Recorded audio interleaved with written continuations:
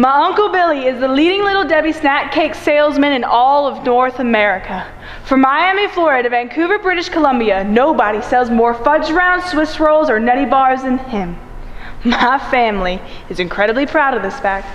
We tell it to strangers, to the respective husbands of our nieces, to the clerks at the drugstore. We whisper it in church.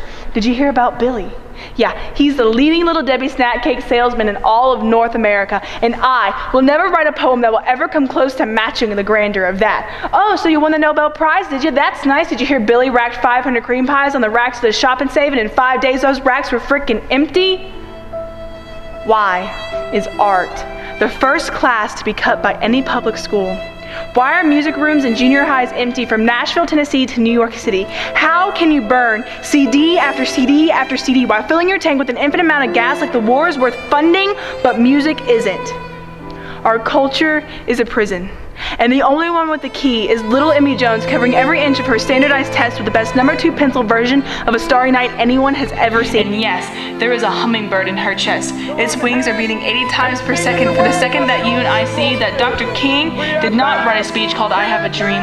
He wrote a poem called I Have a Dream, y'all. I don't know if God will ever have a purple heart, but I know that we have a bow. We could pull above the strings of a combat boot and make it sing, like the eyes of a 7-year-old boy staring down the barrel of a apartheid-loaded gun, screaming for the right to write stories and to sing songs in his mother's tongue. Point me in the direction of glory. I will run towards the tiny hand in the most wounded corner of Palestine, dipping a brush into a can of yellow paint to paint the feather of a wing on a wall that is so tall only yellow birds can escape.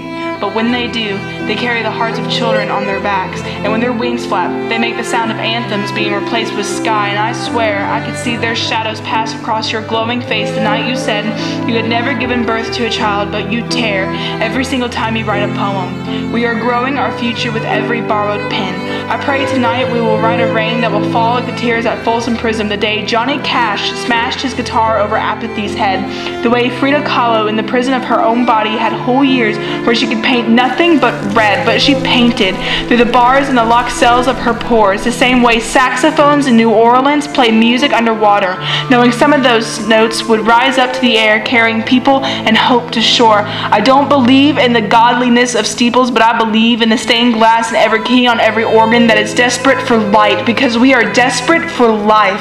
For the sight of a captivated audience refusing to be held captive in the thought that they can only listen and watch. Picasso said he would paint with his own wet tongue on the dusty floor of a jail cell if he had to. We have to create. It is the only thing louder than destruction. It is the only chance the bars are going to break. Our hands full of color, reaching towards the sky, a brush stroke in the dark.